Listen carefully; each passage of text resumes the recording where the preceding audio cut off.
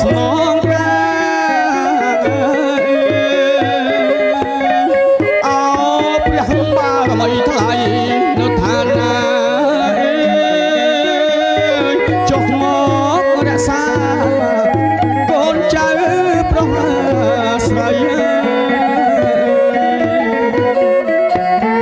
អោព្រះបារមីថ្លៃនៅឋានណាចុះមករក្សាកូនចៅ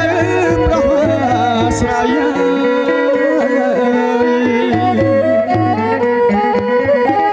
ស្រីខ្មៅអើ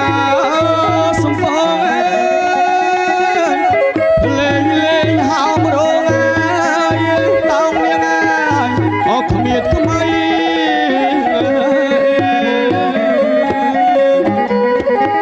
ស្រីខ្មៅអើសំពងលេងលេងហោមរងតោងនាងអើគ្មានថ្មី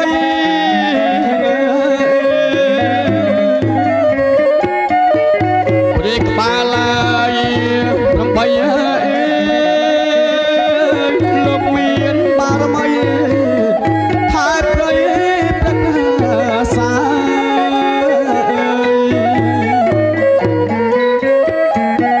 ព្រះក្បាលឡើយ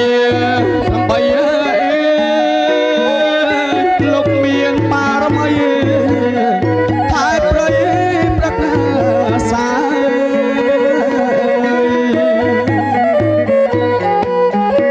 ស្ដេចក្រុងមកអោ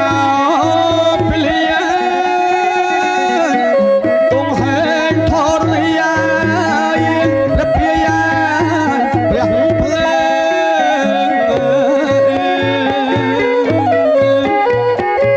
ស្ដេចក្រុងមកអោពលី